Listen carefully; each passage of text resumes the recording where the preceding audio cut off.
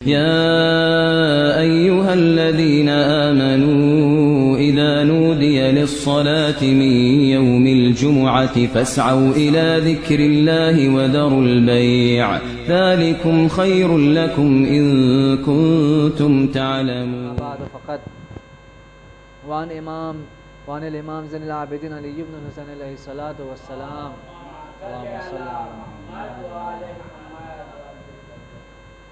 فهي بمشيتك دون قولك مؤتمرا وبإرادتك دون نهيك منزجرا. صلوات پڑھ دیجیے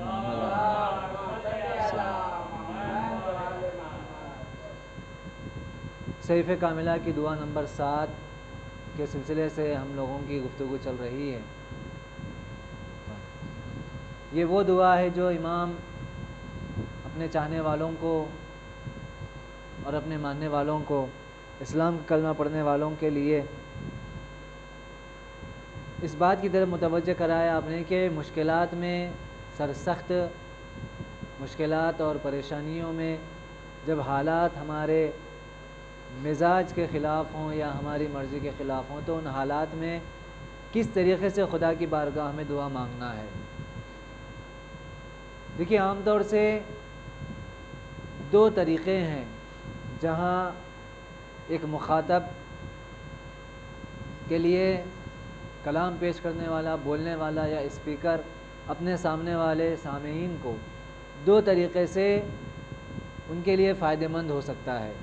ایک علم کے ذریعے سے، ایک استاد اور ٹیچر کے ذریعے سے، کہ جہاں ایک استاد، ایک عالم، ایک ماہر تعلیم اپنے اسٹوڈنٹس کو، اپنے طلاب کو علم کے راز اور علم دیتا ہے. لیکن یہاں پر زیادہ تر کتنا بھی بڑا ماہر استاد کیوں نہ ہو، کتنا بھی بڑا ماہر خطیب کیوں نہ ہو، کتنا بھی بڑا ماہر ٹیچر کیوں نہ ہو، لیکن یہ گارنٹی نہیں ہے کہ سارے اسٹوڈنٹ اس کے کامیاب ہوں گے. اور اکثر ایسا ہی ہوتا ہے کہ اگر 100 اسٹوڈنٹ کو اگر کوئی پڑھا رہا ہے تو 100 میں سے یہی دیکھا گیا ہے کہ بہت کم لوگ اس کے علم سے، جو انہوں نے اپنے استاد سے سیکھا، اپنے ٹیچر سے سیکھا ہے، وہ اس کے فائدہ اٹھاتے ہوئے اسے اپنی منزل تک پہنچنے کے لیے ذریعہ بناتے ہیں. بہت کم ایسے ہیں، ورنہ زیادہ تر لوگ علم حاصل کرنے کے بعد، چاہے وہ دنیاوی ہو چاہے وہ دینی ہو، بہت کم لوگ منزل تک پہنچ پاتے ہیں. کتنا بھی بڑا ماہر استاد کیوں نہ ہو، کتنا بھی بڑا عالم تک کیوں نہ ہو. کیونکہ علم دینا صرف اس کا کام ہے، لیکن اس پر عمل کرنا یہ اسٹوڈنٹس اور طلاب کے ذمہ رہتا ہے کہ وہ کس طریقے سے آگے بڑھ رہے ہیں. لیکن چوتھے امام حضرت امام زین العابدین علیہ الصلوۃ والسلام، امام نے ایک ایسا طریقہ اپنایا کہ جو طریقہ خود انسان کی فطرت میں تھا، خود انسان کی فطرت میں وہ طریقہ تھا. کیا تھا انسان کی فطرت میں؟ جب مشکلات انسان کے اوپر آتی ہیں تو وہ مجبور اور لاچار ہو جاتا ہے کسی اپنے بڑے کے سامنے جھکنے کے لیے. یہ انسان کی فطرت میں ہے. لہٰذا چوتھے امام نے ایک انوکھا طریقہ اپنایا کہ کیونکہ پیغمبر اکرم کے بعد سے، جب سے اسلام کے ظہور ہوا، بعثت پیغمبر ہوئی، آپ تیسرے امام تک دیکھیں کہ جو تعلیم کا سلسلہ رہا، نتیجہ کیا ہوا کہ اتنی محنتوں کے باوجود صرف کتنے لوگ سامنے آئے؟ 72 لوگ سامنے آئے. تو اس قدر محنتیں ائمہ علیہ الصلوۃ والسلام نے کیا، پیغمبر اکرم نے محنت کی، تو انبیاء کی محنتوں میں کوئی کمی نہیں ہے. انبیاء کی محنتوں میں کوئی کمی نہیں ہے. اس بیج میں کوئی کمی نہیں ہے. اس بیج میں یہ صلاحیت ہے کہ یہ زمین میں جائے تو یہ اندر سے پھوٹے اور شگاف اور درخت کی مانند یا پودے کی مانند یا فصل کی مانند سامنے نکلے. جو صلاحیت دانے میں ہے وہ صلاحیت زمین میں بھی ہونا چاہیے کہ وہ ساری قوتیں اس دانے کو وہ دے سکے، اس بیج کو دے سکے، وہ نتیجہ پہنچا سکے. لہٰذا انبیاء اور ائمہ علیہ السلام کی محنتوں میں کوئی کمی نہیں ہے. کمی ان افراد میں تھی کہ جنہوں نے اس سبق کو حاصل نہیں کیا، اس علم کو حاصل نہیں کیا، اور اگر حاصل بھی کیا تو صحیح طریقے سے اس کا استعمال نہیں کیا. لیکن چوتھے امام نے جو انوکھا استعمال اور انوکھا طریقہ آپ نے جو پیش کیا امت کی اصلاح کے لیے، لوگوں کی اصلاح کے لیے. کیوں؟ اگر آپ دیکھیں کہ بعد کربلا خالص اور پاک مومنین، جس کو میں کھل کر اگر کہوں خالص شیعہ حضرات کربلا میں ختم ہو گئے تھے. بھائی خالص جس کو کہا جائے کہ چن کر جنہیں امام نے نکالا ہو کہ اتنے سارے افراد میں صرف یہی لوگ امام کے اور خدا کی نظر میں یہی پاک اور خالص نکلے ہیں، تو یہ تو سب کے سب کربلا میں ختم ہو گئے. تو جو محنتیں پیغمبر اکرم مولا کائنات امام حسن نے اور امام حسین نے کی وہ تو کربلا میں ختم ہو گئے، سب نے شہادت پیش کی. اب چوتھے امام کے اوپر سب سے بڑی ذمہ داری یہ ہے کہ آپ نئے سرے سے پھر ایک آغاز شروع کریں اور پھر سے وہی طریقے سے ان مومنین کو تیار کریں جن مومنین کو خداوند عالم چاہتا ہے کہ میں ان بندوں کو اس کمال تک پہنچنا چاہ رہا ہوں. تو ابھی امام نے ایک انوکھا انداز اپنایا اور بہت ساری مجبوریاں بھی تھی. آپ لوگ سنتے رہتے ہیں کہ بنی امیہ ایک طرف سے، پھر بنی زبیر ایک طرف سے، کہ جہاں آپ سے شیعوں کو ملنے نہیں دیا جاتا تھا، آپ کو بیان کرنے نہیں دیا جاتا تھا، آپ کو کلاس لینے نہیں دیا جاتا تھا چوتھے امام کو.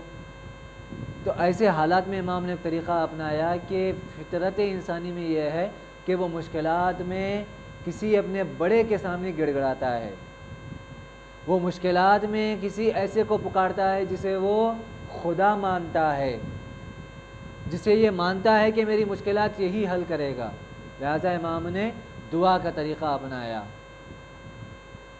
دعا کے طریقے کا اپنا کر امام نے جو اس دعا میں جو سلسلہ ہے 7ویں نمبر کی جو دعا ہے صحیفہ سجادیہ میں، خدا کو یہی طریقے سے پکارا جا رہا ہے کہ خدایا میرے اوپر مشکلات آتی ہیں تو ان مشکلات کا حل تیری ذات کے علاوہ کوئی ذات نہیں ہے.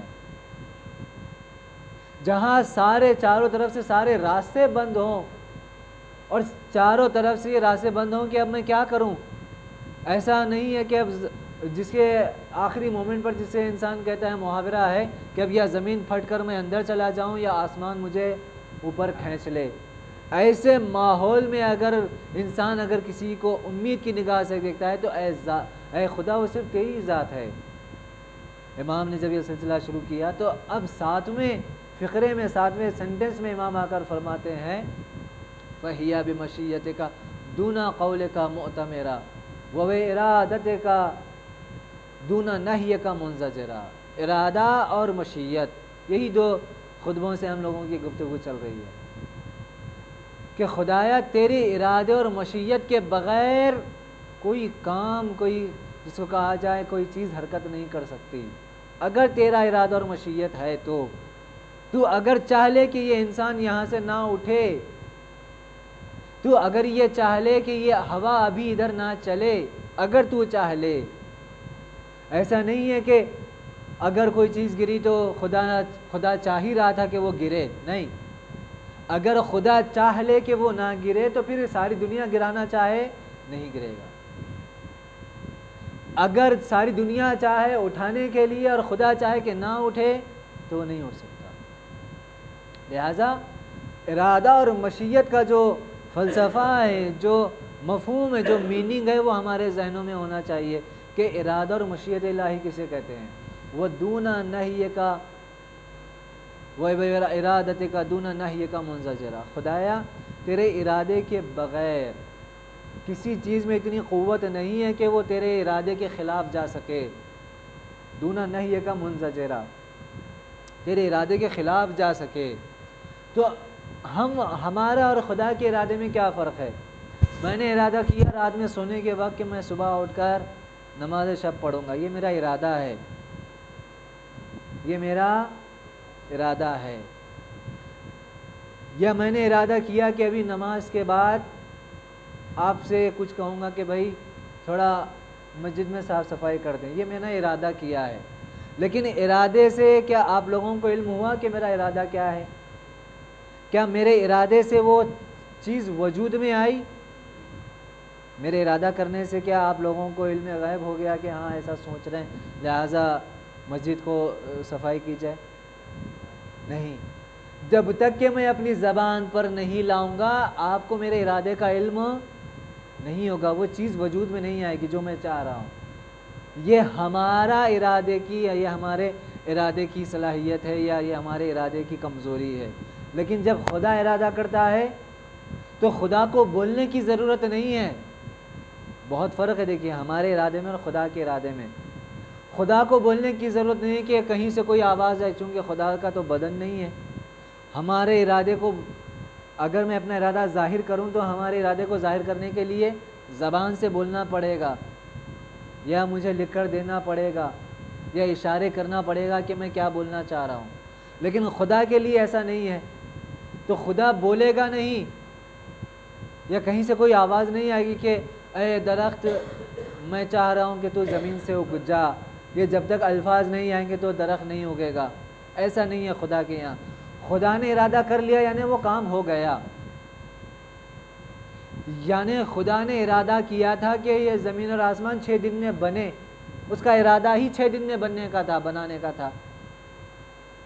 جیسا عام طور پر اعتراض ہوتا ہے کہ وہ جب کن فیکون میں جب کر سکتا ہے، ایک لمحے میں وہ ساری کائنات کو خلق کر سکتا ہے، تو 6 دن کیوں لگائے؟ بس اس کا ارادہ یہی تھا کہ کائنات 6 دن میں بنے، اس کا ارادہ ہی 6 دن میں بننے کا تھا۔ ایک بات۔ دوسری بات یہ کہ خداوند عالم ساری کائنات کو ایک سسٹم کے تحت لے کر چل رہا ہے۔ یہ ہوگا تو یہ ہوگا، پانی پیو گے تو پیاس بجھے گی، فین کھولو گے تو ہوا آئے گی۔ تو ساری کائنات کا سسٹم ایک جو نظام اللہ نے بنایا ہے وہ ایسا ہوگا تو ایسا ہوگا۔ لہٰذا آپ نہج البلاغہ کے پہلا خطبہ آپ جا کر دیکھیں، مولا کائنات نے کس طریقے سے کائنات کی خلقت کے بارے میں بیان کیا ہے، کیسے کیسے کیسے خلقت ہوئی ہے کائنات کی۔ نہیں، اگر ہمیں پڑھنا نہیں آتا تو آڈیو میں اور ویڈیو میں یوٹیوب پر موجود ہے کہ کس طریقے سے مولا کائنات نے بیان کیا کہ کائنات کیسے خلق ہوئی۔ تو خدا کے ارادے کا مطلب کیا ہے؟ یعنی اس نے سوچا، اب اس کو اور مثال سے طور سے سمجھانے کے لیے کہوں کہ جنت کی خصوصیتوں میں کیا ہے، میں نے سوچا کہ ابھی مجھے اگر بھوک لگی، مجھے چکن 65 کھانا ہے، مثال دے رہا ہوں بچوں کے لیے، یہ میں نے ارادہ کیا، یہ میرے ذہن میں میرے دل میں ایک چاہت پیدا ہوئی، تو جنت کا کمال یہ ہے کہ فوراً وہ چیز آپ کے سامنے حاضر ہو جائے گی، آپ کو بولنے کی ضرورت نہیں پڑے گی خدایا میں چکن 65 کھانا چاہ رہا ہوں، بولنے کی ضرورت نہیں ہے جنت میں۔ آپ نے ادھر ارادہ کیا، جنت کی خاصیت یہ ہے کہ وہ چیز فوراً آپ کے سامنے حاضر ہو جائے گی۔ تو یہ کیا ہے؟ خداوند عالم نے جنت میں اور ہمارے اندر یہ کمال جنت میں دے گا کہ میں ادھر ارادہ کروں گا اور وہ چیز فوراً حاضر ہو جائے گی، وہاں مجھے بولنے کی ضرورت نہیں ہے۔ فرشتوں کو یا جو غلمان جو ہمارے خادم رہیں گے، یہ لے کر آؤ، یہ درخت طوبہ، شجر طوبہ جو ہے جنت میں جو درخت رہے گا، اس درخت کا کمال یہ ہے کہ درخت ایک ہی رہے گا لیکن اس کی ایک ایک ٹہنی میں ہر قسم کے پھل لگے ہوں گے۔ اگر میں ابھی بیٹھا ہوں تخت پر آرام سے، تو میں سوچا کہ مجھے بے موسم کا پھل کھانا ہے، اب سردی ہے، آپ کو آم کی طلب ہو گئی، تو اسی ٹہنی میں آپ کو آم بھی ملے گا، آپ کو سیتاپھل بھی ملے گا۔ یہ جنت کے کمالات ہیں، جنت کی خصوصیتیں ہیں۔ تو مجھے بولنے کی ضرورت نہیں ہے درخت طوبہ ٹہنی میرے سامنے لے کر آ، نہیں، آپ نے ادھر ارادہ کیا، وہ نعمت آپ کے سامنے موجود ہے۔ خداوند عالم کی ذات کے لیے بھی ایسا ہی ہے، وہ بولتا نہیں ہے کہ اے زمین تو درخت اگا دے۔ جیسے بہت ایسے واقعات ہیں کہ جہاں جناب، میں نے شاید اس سے پہلے تذکرہ کیا تھا، جناب یونس کے لیے، جناب یونس جب 40 دن شکم ماہی میں رہے، کچھ لوگ 40 دن کہتے ہیں، کچھ لوگ 7 دن کہتے ہیں، شکم اور مچھلی کے شکم میں رہے، پیٹ میں رہے، بالکل گھل گئے تھے کیونکہ کھانا پانی کچھ بھی نہیں، وہ پیٹ میں رہنا یعنی گرمی، پوری بدن آپ کا گھل گیا تھا۔ تو جب مچھلی نے آپ کو واپس کیا تو کرامت انبیاء میں یہ ہے کہ اسی وقت اللہ نے زمین کو کنارے پر حکم دیا، اس زمین کو کہ یونس کے لیے کدو کو حکم دیا کہ وہ کدو کی بیل اگا دے۔ کدو کی بیل اگی اور سایہ کیا جناب یونس کے اوپر، اور اللہ نے جناب یونس سے کہا کہ یونس کدو کھاؤ، کیونکہ کدو انسان میں، اب آپ بولیں گے کہ میں سب گفٹ لے کر لاتا دیتا ہوں، کیونکہ کدو سے انسان جس کو کہا جائے صحت ہوتی ہے، اور انسان جو ہے گوشت بنتا ہے، کدو میں ایک خاصیت ہے۔ تو ایک مثال میں نے دیا کہ جہاں خدا نے ارادہ کیا اور زمین نے فوراً کدو کی بیل اگا دی، یہ خدا کے ارادے کی بات ہے۔ اور امام یہی فرما رہے ہیں کہ وَبِإِرَادَتِكَ دُونَ نَهْيِكَ مُنزَجِرًا، جب تو کسی بات کا ارادہ کر لے، اس چیز میں صلاحیت نہیں ہے کہ تیری مرضی کے خلاف جائے، اس چیز میں صلاحیت نہیں ہے کہ تیری مرضی کے خلاف جائے، تو کائنات خداوند عالم کے ارادے کے تحت چل رہی ہے۔ لہٰذا اسی آپ صحیفہ کاملہ کی دعا نمبر غالباً 27 ہے کہ جو امام پڑھ رہے ہیں کہاں پر، بجلی اور چاند گہن اور بارش کے موقع کی ایک دعا ہے، جہاں آفات آسمانی کے وقت دعا پڑھی جاتی ہے، آسمانی اور زمین آفات کے وقت دعا پڑھنا چاہیے۔ اس میں مولا فرماتے ہیں کہ عجیب ہے، خدایا فرماتے ہیں کہ اے چاند تجھ کو سلام ہو، تجھ پر سلام ہو، مولا چاند کو سلام بھیج رہے ہیں۔ ریزن بھی امام نے آگے بیان کیا کہ میں کیوں چاند کو سلام کر رہا ہوں۔ کبھی آپ لوگوں نے سلام کیا ہے؟ کائنات کی ہر چیز کو سلام کیا کریں، یہ آداب انبیاء میں، آداب ائمہ میں ہے۔ کیوں؟ کیونکہ وہ خداوند عالم کی اطاعت میں ہے۔ امام فرماتے ہیں کہ اے چاند تجھ پر سلام ہو، کیوں؟ کیونکہ تو خدا کی اطاعت میں لگا ہوا ہے، خدا نے تجھے جس مقصد کے لیے پیدا کیا ہے تو اسے پوری طریقے صحیح طریقے سے نبھا رہا ہے۔ کب نکلنا ہے، کب ڈوبنا ہے، کتنا چمکنا ہے، کہ کب گہن لگنا ہے، کیوں؟ یعنی اگر اس کا ہم شرح کریں، کیوں امام سلام کو چاند کر رہے ہیں؟ کیونکہ چاند خدا کی مرضی کے مطابق چل رہا ہے۔ لہٰذا یہ چونکہ ابھی 2 دن پہلے سورج گہن جو ہوا ہے، اس کے اعتبار سے کہہ دوں کہ سورج گہن کوئی آفت نہیں ہے، کوئی بلا نہیں ہے۔ آج بھی کچھ لوگوں کا جو ہے جس کو کہا جائے توہم ہے، اور پتہ نہیں سورج گہن آ جائے تو یہ مت کرو اور وہ مت کرو، اور یہ رنگ کا صدقہ نکالو اور وہ نکالو، یہ سب توہمات ہے۔ کیونکہ پہلے زمانے میں جس کو کہا جائے لوگ جنگلوں میں رہتے تھے، یا پھر لوگوں میں اتنا شعور نہیں تھا انسانوں میں، تو اچانک دن میں جب اندھیرا ہو جائے تو لوگ سمجھتے تھے ارے کوئی بڑی آفت آنے والی، اور یہ تو الگ الگ مصر والے الگ کرتے تھے، افریقہ والے الگ کرتے تھے، تو سورج کی پوجا وہاں پر شروع کر دیے کہ بھائی ہم کو نقصان مت پہنچاؤ۔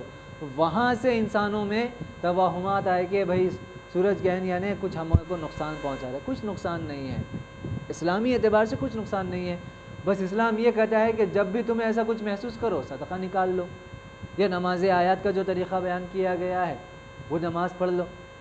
تو کہنے کا مطلب یہ ہے کہ کائنات خداوند عالم کے ارادے اور مشیت کے تحت چل رہی ہے۔ لہٰذا امام یہی فرمانا چاہ رہے ہیں کہ خدایا جب ساری کائنات تیری مرضی کے مطابق چل رہی ہے، تو اتنی بڑی کائنات جب تیری مرضی کے خلاف نہیں جا سکتی، تو امام یہ کہہ کر خداوند عالم کو واسطہ دے رہے ہیں کہ خدایا جب اتنی بڑی کائنات تو چلا رہا ہے تو میری مشکلات بہت چھوٹی ہیں، میری مصیبتیں بہت کم ہیں، تو کیوں تو تجھے سلجھا نہیں سکتا؟ یقیناً اسے حل کر سکتا ہے، یقیناً تو اسے میرے مشکلات کو سلجھا سکتا ہے۔ لہٰذا خداوند عالم کو اتنی طریقوں سے واسطہ دیا جا رہا ہے۔ خداوند عالم سے یہی دعا ہے کہ خدایا ہم سب کو توفیق دے کہ ہم خداوند عالم کی مشیت اور ارادے کو سمجھ کر اسی کی ارادے اور مشیت کے مطابق زندگی گزار سکیں۔ بسم اللہ الرحمن الرحیم۔ والعصر ان الانسان لفی خسر الا الذین آمنوا وعملوا الصالحات وتواصوا بالحق وتواصوا بالصبر۔